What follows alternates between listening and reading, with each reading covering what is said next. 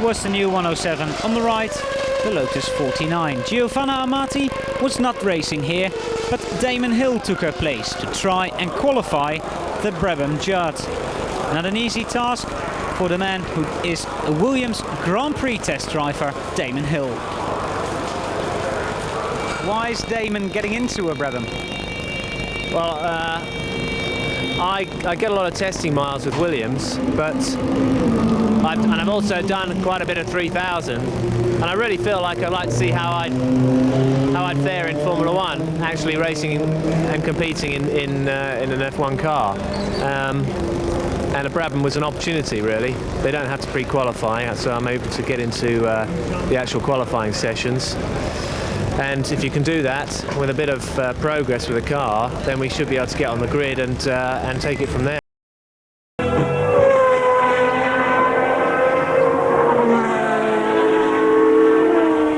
For the first European Grand Prix of 1992, Formula One returns to Spain, to the new Catalunya circuit, where Nigel Mansell drove one of his greatest races ever last year.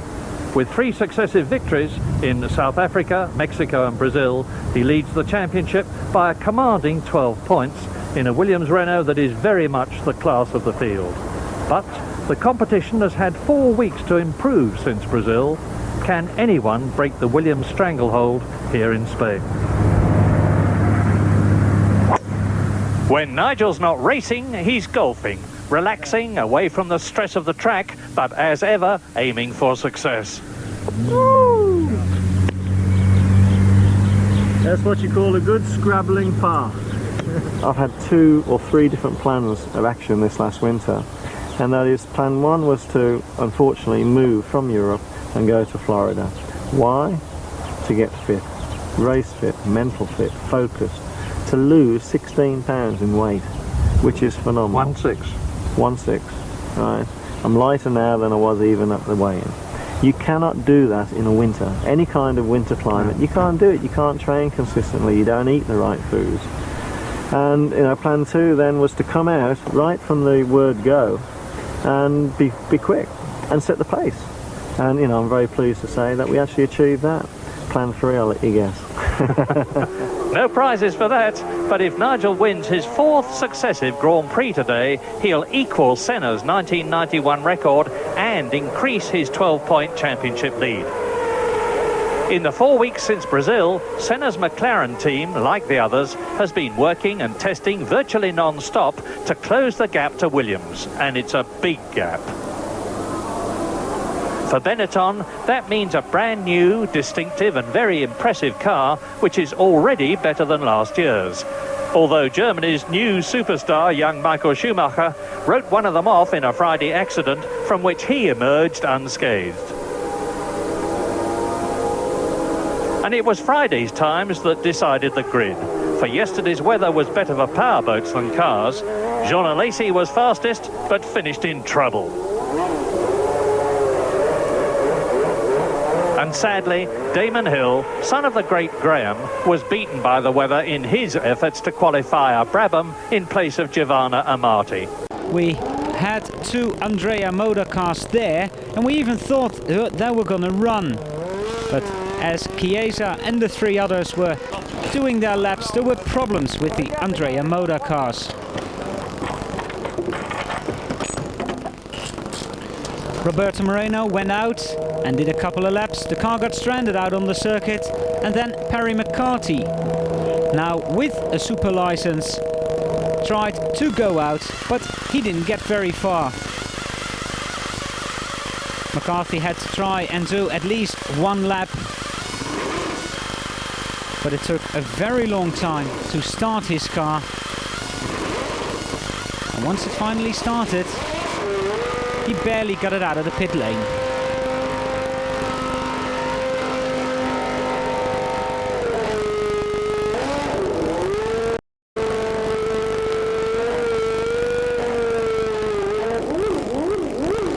Perry McCarthy trying to get through pre-qualifying. Here he crosses the white line. So technically he's on the circuit. It took a very long time to get it back, and for Roberto Moreno to complete 2 laps, and then the car broke down again. Still troubled times for the Andrea Moda team. And now I have no testing and I was just about to go out to try for pre-qualifying, but Roberto's car is broken, so they said, okay, just one lap and then in and then Roberto, which I understand, you know. So then I pulled away and just got past the white line at the end of the pit lane and the engine cut, and so I couldn't get the car back. So then eventually they let the mechanics push the car back, and then I was told to get out. It was Roberto's turn. So it's the entire thing is very difficult. Well, hopefully things will get better for Perry McCarthy in Imola. Their discussions, Roberto Moreno trying to get that car back into the pit lane. Eventually he got back, he got out, he did 2 laps, and then that car broke down again.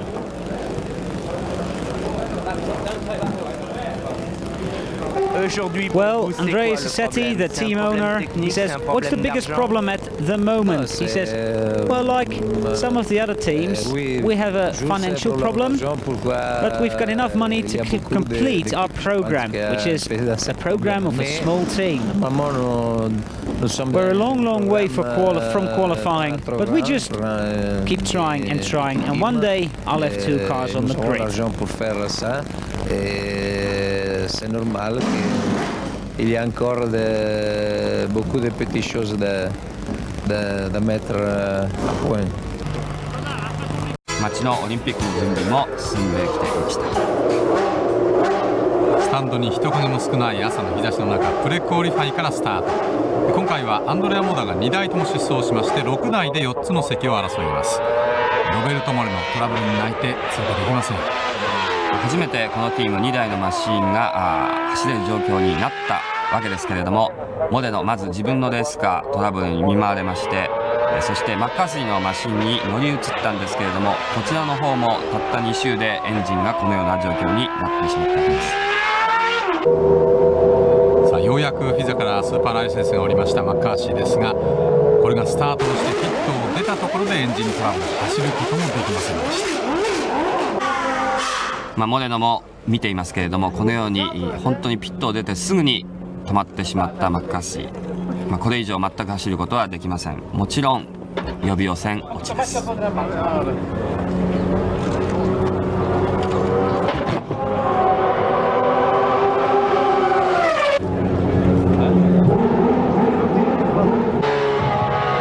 右京ですが、今回も3番手ではありますが予選に進んでいます。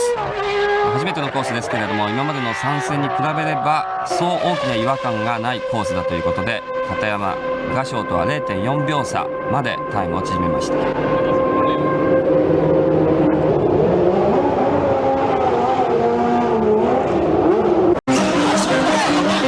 ンドレア・モーダは火の車です。蒸気機関車でありません。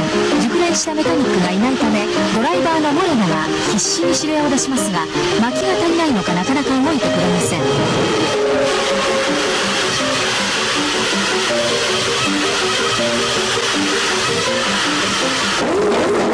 マッカーシーもうんざり、やっと動きました。さてどこまで走るでしょう。モレノ早くも首を横に振ります。お約束のエンジンストップ、助けに来るメカニックもなく、オフィシャルに引導を渡されました。Vor der Saison stand McLaren-Teamchef Ron Dennis mit einem Prototyp des neuen McLaren Honda vor einer illustren Adresse in London, der Downing Street Number 10. Nach dem Doppelausfall von Interlagos steht Ron Dennis mit dem als Anti-Williams-Waffe gepriesenen neuen Auto vor großen Problemen. Zu Jahresbeginn wurde er von dem britischen Premierminister Major vor dessen Amtssitz als Manager des Jahres 1991 ausgezeichnet. Heute wird er von den immer kritischen Beobachtern der Szene hinter vorgehaltener Hand als Formel-1-Absteiger des Jahres 1992 bezeichnet. Doch so weit will es Ron Dennis nicht kommen lassen. Fieberhaft wird bei McLaren nach Fehlern gesucht. Viel Zeit kann sich das erfolgreichste Team der letzten 4 Jahre damit allerdings nicht lassen. Die kritischen Stimmen nehmen zu. So schrieb der Daily Mirror nach den wenig erfolgreichen Tests von Silverstone: Im Weltmeisterteam wird nicht weltmeisterlich gearbeitet, sondern nur noch probiert. Dazu McLaren-Pilot Gerhard Berger. Nein, bei McLaren wird nicht probiert. Das ist auch der Grund, warum nicht 1000 Neuerungen bis zu dem Rennen stattgefunden haben, weil man bei McLaren wirklich nur Schritt für Schritt zuerst die Probleme sucht, sie analysiert und wenn sie analysiert sind, versucht man sie zu verbessern. Die Frage ist nur, wo soll man anfangen? Denn gleich auf mehreren Gebieten läuft das neue Auto alles andere als optimal. Was sind die Hauptprobleme? Wir haben sicherlich zu wenig Motorleistung. Wir haben einen komplett neuen Motor und der Motor ist noch nicht auf diesem Stand, wie wir geglaubt haben, dass er sein wird. Wir haben ein aerodynamisches Problem. Das Auto ist irrsinnig kritisch in manchen Bereichen. Und wir haben ein Standfestigkeitsproblem. Das resultiert daraus, dass das Auto sehr spät fertig geworden ist und sehr wenig Testkilometer hat. Kurzfristig wird man bei McLaren also kaum wieder ganz vorne mitfahren. Mit wie vielen Rennen und Testkilometern rechnet man im Team, bis der McLaren Honda im Vergleich zum Williams-Renault konkurrenzfähig ist? Ja, die Testkilometer allein machen das Auto natürlich nicht schneller, aber bei den Testkilometern findet man jeden Tag irgendwelche Sachen, die eben nicht so richtig funktionieren. Und ich glaube, dass man sicher vier Rennen brauchen wird, bis wir annähernd an die Williams-Performance aufgeholt haben. Der neue Benetton B192 ist vor allem auf zwei Gebieten stark verbessert worden: der Aerodynamik und der Mechanik. Insbesondere auf dem ersten Gebiet haben die Konstrukteure des britisch-italienischen Rennstalls hervorragende Arbeit geleistet. Die neue Nase, die auffallend an einen Haifisch erinnert, und der neue Frontspoiler sind die markantesten Veränderungen. Auch die Heckpartie wurde modifiziert. Die Aerodynamik des Neuen ist im Vergleich zu dem alten Auto um 15% verbessert worden. Auch an der Mechanik haben die Männer um den technischen Direktor Ross Brown erfolgreich gearbeitet. Durch die neue Radaufhängung ist der B192 im Fahrverhalten viel stabiler geworden. Eine weitere Neuerung sind vergrößerte Kühlschlitze. Damit wird der Ford 8-Zylinder jetzt optimal gekühlt und kann problemlos bis an seine Leistungsgrenze bei 13.800 Umdrehungen pro Minute gefahren werden. Zudem ist das Cockpit vergrößert worden. Das bedeutet mehr Bewegungsfreiheit für die Benetton-Fahrer. Über 80% der Chassis- und Fahrwerksteile des B192 sind neu. Aber die Entwicklung geht bereits weiter. An einer aktiven Radaufhängung und einem halbautomatischen Getriebe wird bereits eifrig gebastelt. Dazu Michael Schumacher. Das wird auf jeden Fall in der Zukunft kommen. Wir haben jetzt ein komplett konventionelles Auto und ich bin aber auch sehr froh darüber, weil ich hoffe ganz einfach, dass wir mit unserem jetzigen Auto gegenüber Hightech-Autos zeigen können, was man mit so einem konventionellen Auto machen kann und das ganz einfach auch wieder Teams mit weniger Budget auch die Möglichkeit haben, wieder zurückzukommen und im vorderen Feld zu fahren, weil sich diese Hightech natürlich nicht jeder leisten kann. Leisten kann es sich aber Michael Schumacher, den Benetton-Konstrukteuren, für den neuen B192 ein dickes Lob auszusprechen. Ja, das würde ich auf jeden Fall sagen, dass sie dann Volltreffer gelandet haben. Bei Testfahrten und beim Training hat der neue Benetton Ford einen ausgezeichneten Eindruck hinterlassen. Kann Michael Schumacher mit dem B192 aber schon, wie es in einigen Zeitungen und Zeitschriften zu lesen war, Rennen gewinnen? Ich denke, man sollte da jetzt auch keine Euphorie reinbringen, dass wir jetzt schon die Williams schlagen können und demnächst erste Plätze reinfahren können, sondern wenn wir noch dritte Plätze erreichen, dann können wir glücklich sein und wirklich happy. Aber es könnten auch wieder fünfte oder sechste Plätze werden, wenn McLaren und Ferrari wieder an alte Leistungen anknüpfen kann. Ich hoffe, dass ihr dann auch noch zufrieden seid. Die gezeigten Leistungen im Training, als Schumacher hinter Mansell erstmals Platz 2 belegte, sprechen gegen fünfte und sechste Plätze. Der Unfall am Freitag zeigte jedoch deutlich, dass auch der neue B192 kein Garant für vordere Platzierung ist.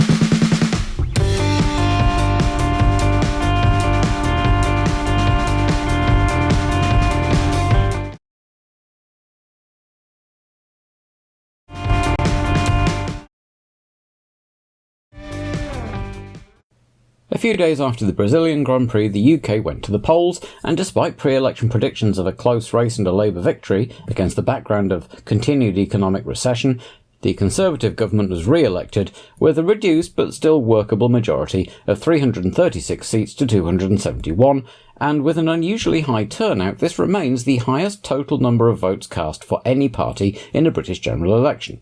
No party had won 4 in a row since 1826.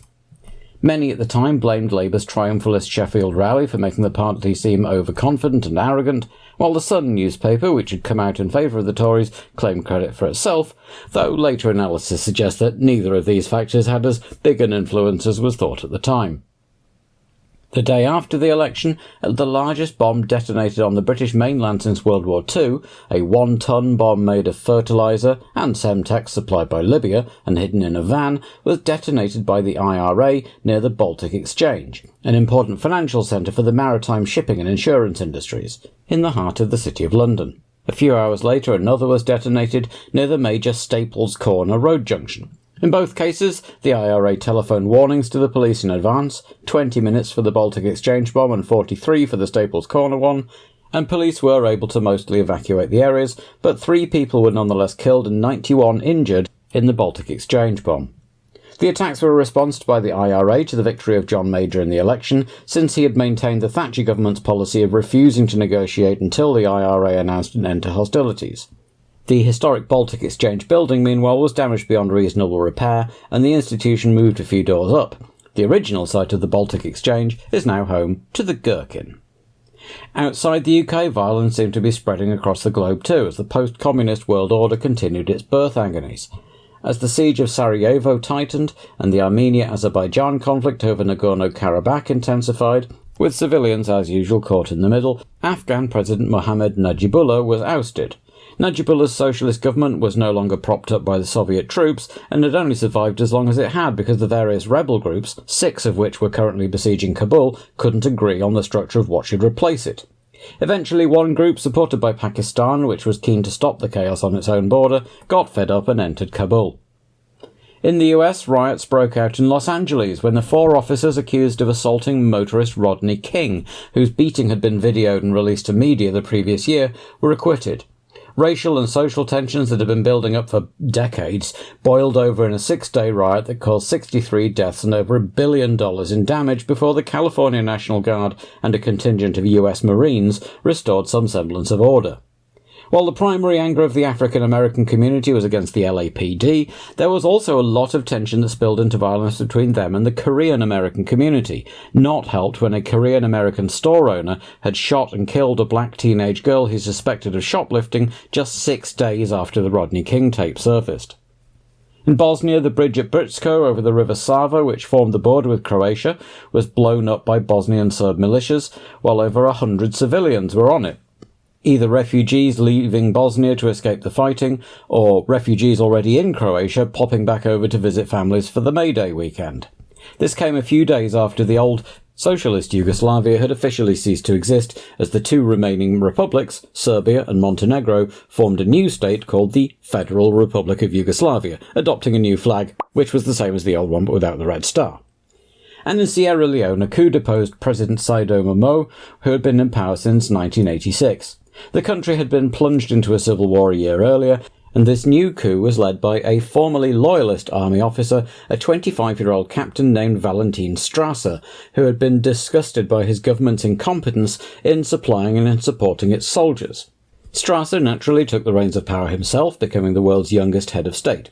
An American-born historian who'd lived in Sierra Leone most of his life was sent off to the US Embassy to see if America would recognise the new government, and received the answer that while they didn't generally approve of coups, it wasn't like the previous government had been democratically elected either, so yeah, sure, why not? The F1 circus reconvened for its first European race in Barcelona, the Spanish Grand Prix having been moved to a spring slot as the city geared up to host the Summer Olympics, which were due to begin at the end of July, followed by the Paralympics in September. In fact, the race had been, somewhat inconsistently, marketed as the Grand Prix of the Olympic Games. French fans nearly missed out. Silvio Berlusconi's TV network La Cinq, which had had F1 broadcasting rights in France, had got into financial trouble over the winter, and when a rescue plan failed, had gone off the air in mid-April. A bidding war took place between the commercial TF1 network, owned by one Francis Bouygues, sometime sponsor of the AGS team, and the state-owned Antenne 2 and FR3 channels, with the former winning out and announcing the signing of Alain Prost on COCOM duties. And on the subject of broadcasting, this would also be the first race to go out live in Russia, where Bernie Ecclestone still hoped to race someday. In the paddock in Barcelona was Swiss car builder Peter Sauber, whose partnership with Mercedes in sports cars had been so successful. He was in Spain to formally announce his new F1 project, due to take to the track for 1993, with power by Ilmor and Karl Wendlinger behind the wheel. If the March team had entertained any hopes of forming the nucleus of a new Mercedes team in F1, this seemed to firmly dash them. There was bad news too for Eric Bernard, who'd been recovering well from his accident in Japan and was starting to talk to teams about a 1993 drive and planning to enter Le Mans for Peugeot, only to crash while testing the Peugeot sports car at Paul Ricard, break his leg again and set everything back. Over at Brabham, meanwhile, Giovanna Amati was shown the door after failing to attract any more funding, but despite the team's serious financial woes, the spare car was seized to pay off creditors as they crossed the Spanish border, Dennis Nursey took a punt on Williams test driver Damon Hill, who was highly recommended, but quite old for a debutant and without much financial backing. Car number 8, Damon Hill. Son of double world champion Graham Hill, Damon had a comfortable childhood and a private education, but when his illustrious father died in a plane crash in 1975, the Hill family found their circumstances reduced. Damon took a job as a motorcycle courier to pay for his education and found his way into motorcycle racing in 1981, before his mother persuaded him to try something a bit safer, car racing, in 1983. Although showing only above-average aptitude, he graduated into Formula Ford, but found circumstances and a lack of sponsorship seeming to thwart his efforts to progress into F3000. Eventually, though, he was given a chance with a backmarking F3000 team. He drove well, but was never successful, no races and scoring just 2 podiums in the 3 seasons in the category. However, he was picked out by Williams as their test driver and helped to hone the FW14B into what has been the dominant force in 1992 so far, which in turn led him to being asked to fill the hole at Brabham. At 32, he's making his debut at an age when other drivers are starting to think about retirement planning, and Brabham probably doesn't look like the place to make a name for himself. There were new cars in the paddock, as is often the case at the first European race, most notably the new Benetton B192, with an even more pronounced raised nose than its predecessors, and from the next race at Imola it will be powered by the 7th generation Ford HB, restoring Benetton to having engine superiority over the customer Ford teams. The new car has also swapped its livery around, with the green side pods and a blue band over the nose. It had not otherwise been a great week for Tom Walkinshaw, whose chain of garages was in financial trouble. The Scot had sold about half of them to the British Racing Drivers Club, of which he was a member. The only trouble was that the BRDC also owned Silverstone, which Walkinshaw's firm managed. Sensing something of a conflict of interest and suspicious of the murky dealings, BRDC chairman Innes Ireland had Walkinshaw kicked out of the club. There was one new Minardi M192 for Gianni Borbidelli, basically a slight redesign of the M191 by Aldo Costa to fit the bigger engine, and with a slightly raised-nosed and dihedral front wing. And Lotus unveiled their new car too, but the 107 would not be racing here, it was just an unveiling, with smart new overalls in green for the drivers to go with it. Danke Stefan T. 1981 for that little detail, with the team hoping it would be ready to race in Imola and the venerable 102 could finally be put out to pasture. For those keeping track of such things, by the way, Lotus numbered all of their projects from the same list. So the 103 was the abortive new car for 1991, announced along with the signing of Mika Hakkinen, that never got beyond wind tunnel stage. The 104 was an upgrade of the Vauxhall Carlton or Opel Omega for racing use. And the 105 and 106 were the racing and road car versions, respectively, of the latest version of the Lotus Esprit called the X180. No new car for Williams. Why would they need one? But a new higher revving evolution of the Renault V10, and the team here brought 2 chassis for each of their drivers, one with the old RS3 and one with the new RS4 in the back. While dodging questions about the precise details of the new block, Patrick Head did offer a view on why Patrese had been so off the pace this year compared to Mansell. It's the new active suspension, says Patrick. When the driver brakes, there's just a tiny moment when the computer is sorting out the suspension, and while Mansell just bullies his way through it, Patrese is much more sensitive to the grip and handling and just isn't quite so comfortable.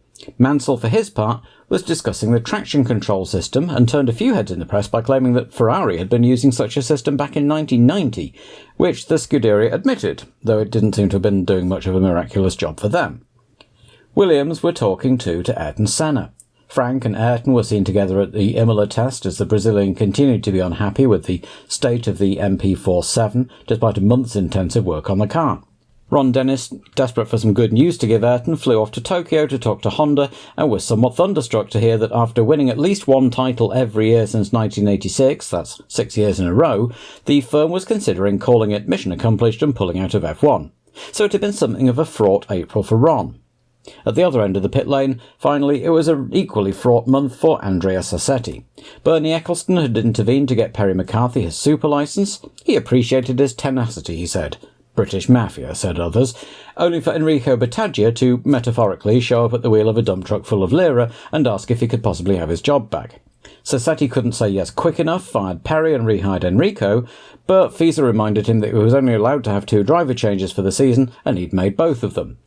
So Battaglia was back out, McCarthy was back in, and Sassetti was deeply unhappy about the whole thing. You certainly couldn't fault Perry's commitment, though, because when the team refused to pay his travel expenses, he got a job with Checkers Travel as a courier running tours to the races, which allowed him to get there and back on their dime, and he had to room with the mechanics in a dorm. Car 35, Perry McCarthy.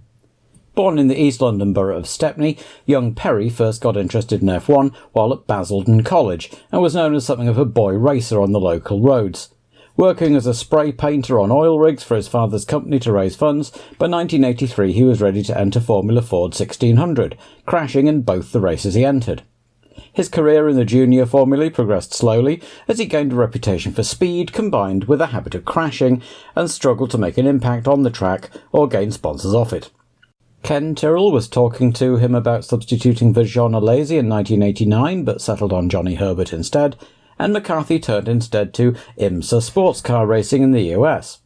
After yet more bad luck and mechanical problems, he was joint 49th in the standings, but his efforts had brought him to the attention of Footwork F1 boss John Wickham, who invited him down for a session, which enabled him to eke out just enough funding to step in when Andrea Moda needed a driver.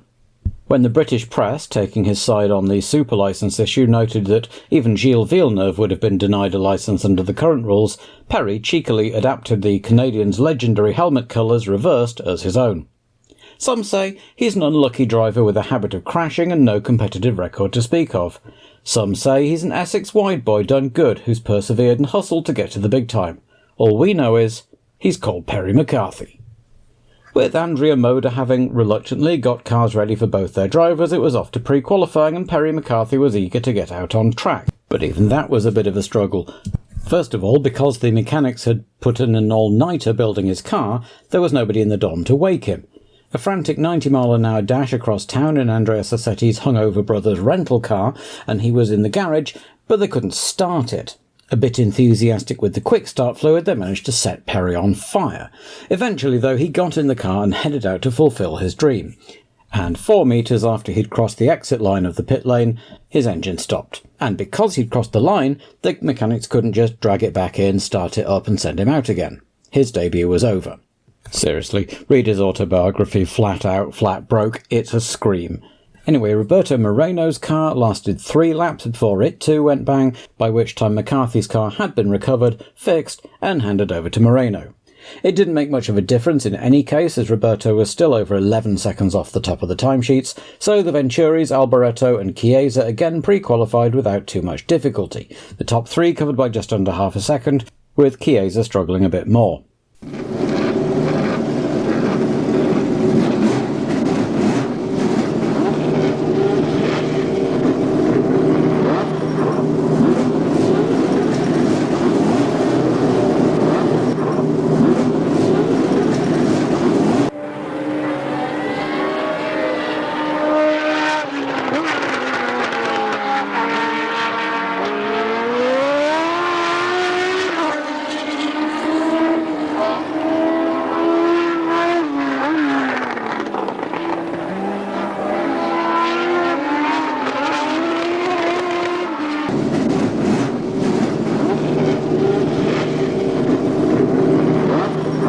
Signorina Lombardi, è Formula 1, è una cosa per la ragazza. Visto che corro, giudicate voi. Ma fisicamente, per una ragazza come lei circolare, 2 euro. Per me, io corro, non mi sento né stanca né affaticata, perché forse è una questione di allenamento, di giusto allenamento. Cosa dice i tuoi colleghi quando vedono una ragazza in una macchina in questo sport? Ormai sono abituati perché è da parecchi anni, ormai non è la prima corsa e sono abituati. Perché questo sport? Perché questo motorsport per signorina? Perché io l'adoro, adoro l'automobilismo, adoro le macchine da corsa, mi piace la sensazione di guidare. E la signorina Lombardi in questo sport solamente come una bella bambola? No, io no, se volete giudicarmi voi, ma io ci tengo a essere un pilota e non affatto una bambola. E tanti auguri. Grazie.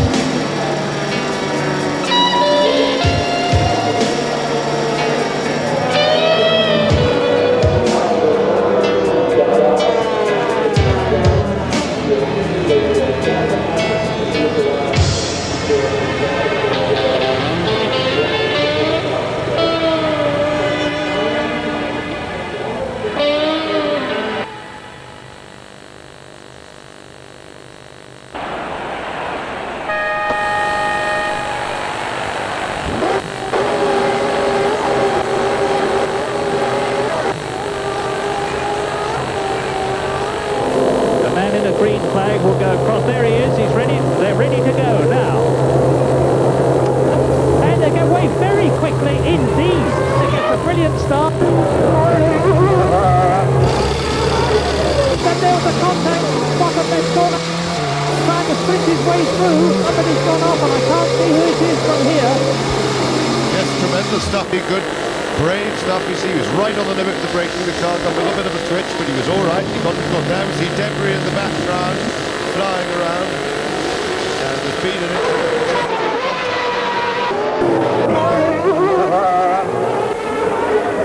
He's right up alongside him. No, dropping back a bit as they come out the left-handed. Looking like an attack down the inside. He nipped back inside him. Tremendously cheeky and wonderful stuff. Real racer stuff. And he's still trying.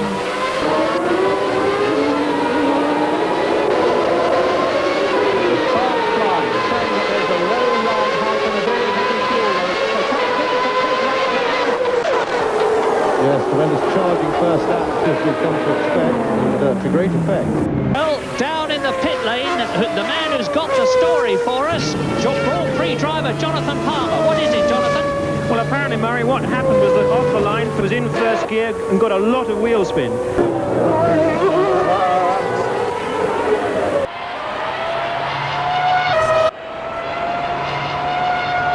New fastest lap of the race.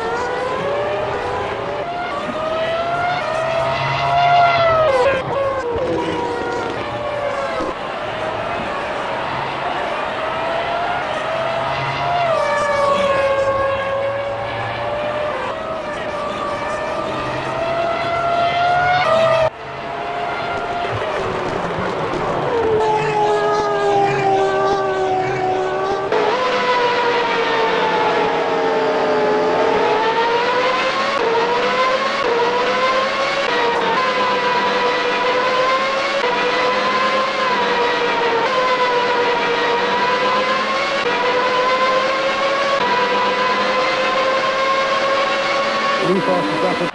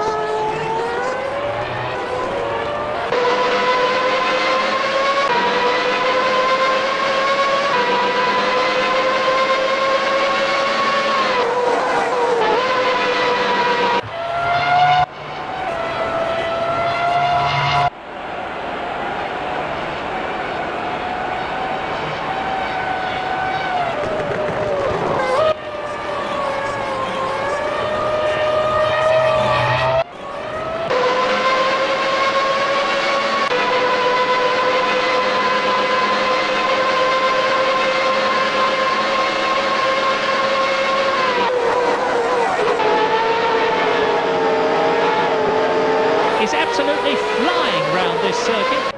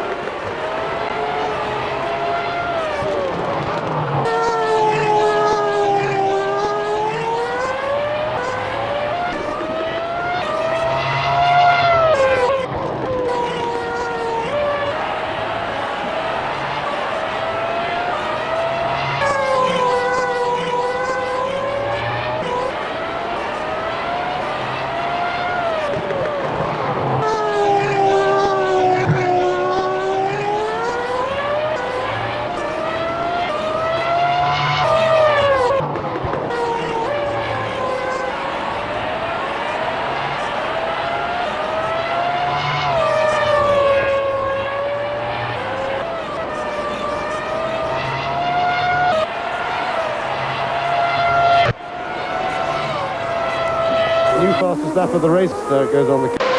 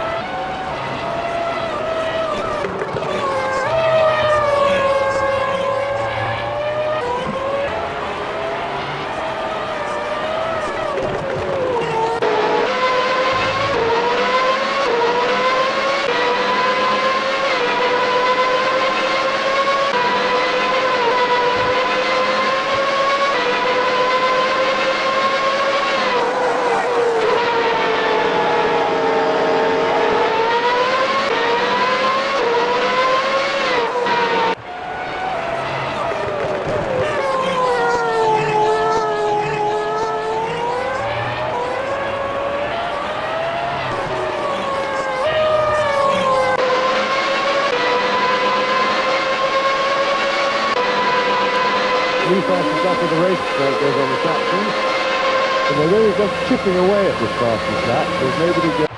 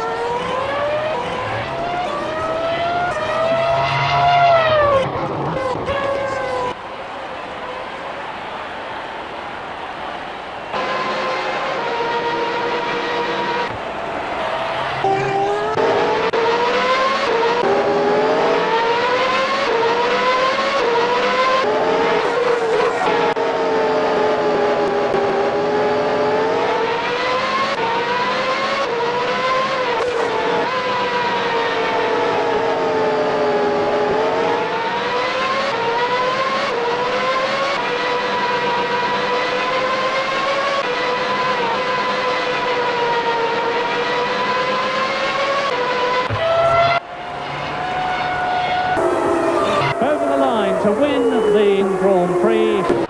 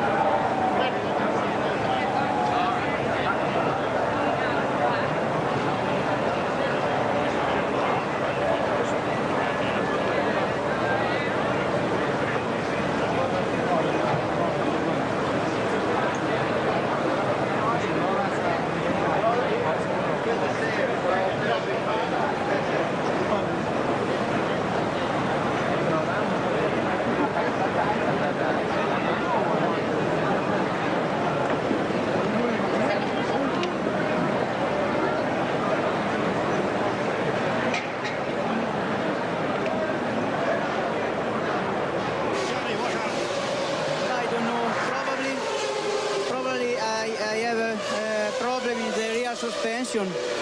When I started the race, I asked the problem. So for me, it's better to stop the race. It's better to don't crash the car. I'm very sorry because the first day I tried with the new car, new Minardi. I'm happy because I think there is a good power. Gianni, thanks very much. We'll go back to the booth. Thank you. No such problems for Nigel Mansell as he cruised home to take his 4th win in a row and the 25th of his career, just 2 short now of Jackie Stewart's all-time British record. Michael Schumacher brought the B192 home an excellent 2nd in his 10th race and the car's 1st, with Jean Alesi rewarded with 3rd after a fine if dramatic drive. Gerhard Berger was once again left to pick up the pieces for McLaren with 3 points, and the beneficiaries of Senna's and Capelli's misfortune were Michele Alboreto, taking another 2 points for footwork, and Pierluigi Martini bringing his Dallara home 6th to take Scuderia Italia's first points since Leto's podium at Imola last year. Suzuki was 7th in the other footwork, a reasonably good day for them, with both Marches and Christian Fittipaldi also still running at the end. Belmondo was last and 4 laps down, but could be commended for just staying on the track when so many others had fallen by the wayside. So maximum points for Mansell still, though Patresi's misfortune means that he's now only a point ahead of the impressive Schumacher in the table, with Alesi pushing Senna down to 6th. After this race, Senna was philosophical about the accident itself, admitting it was a mistake, but saying that the car was so bad he couldn't see any way back into the title race, and shrugged that in that case he might as well retire as come 3rd. The reigning champion still only has 4 points from Kyalami and is currently a whopping 36 behind Mansell. So next to Imola, where the Tifosi will have been buoyed by Alesi's display in the wet, even as they were frustrated by Capelli's accident on the brink of another points finish. Mansell, for his part, will hope that he can extend his extraordinary start to the season to a record-breaking 5 race wins in a row. Well, what I couldn't believe was 2/3 of the way through the race I was driving as hard as I could, and this guy here was catching me by about 2 seconds a lap, and this was a little bit disconcerting, and I was pushing as hard as I could, and there was nothing I could do. I couldn't respond. I caught a little bit of traffic, and with the conditions you had to be very careful how to overtake, because you couldn't blame the driver in front because he could see nothing behind, and it was sometimes very difficult to overtake, but an incredible race. I started a bit early, and still the red light was on, and I need to stop again. And in the moment I was on the brake and I stopped the car, the green light came on, and the circuit was quite slippery in this situation. Didn't get any grip, but anyway, I was quite surprised that I still was 4th after this bad start, and I think it wasn't so bad. Racing for Ferrari for Imola race. It was very important to finish on the podium, because all the tifosi in Italy are following Ferrari. Also, of course, all the other drivers, and especially Nigel, because he's very popular in Italy. But I think it's very, very important what we did, Ferrari and myself, today. Victory in Spain for Nigel Mansell's Williams Renault, with Michael Schumacher 2nd in the Benetton Ford. Jean Alesi 3rd in the Ferrari, Gerhard Berger 4th, Michele Alboreto a magnificent 5th, and Pierluigi Martini 6th. Now that means to say that Nigel Mansell now leads his teammate Riccardo Patrese in the Drivers' Championship by 22 points, with Schumacher only 1 point behind Patrese, Berger 4th, Alesi 5th, and Senna down to 6th place, 36 points behind Mansell. Williams lead the Constructors' Championship by 41 points from Benetton, McLaren only 12 points, 3rd position, and Ferrari 4th. And in 2 weeks' time, it's to Italy.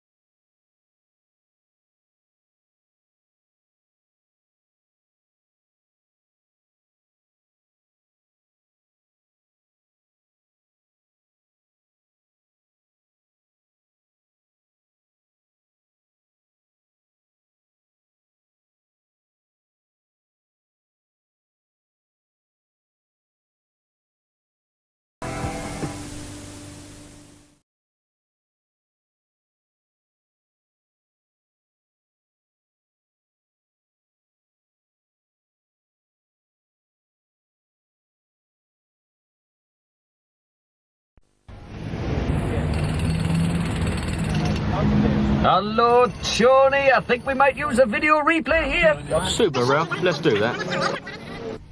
Oh, yes, we could be in for a quintessential tango taste sensation here. Why, yes, Tony, let's look again.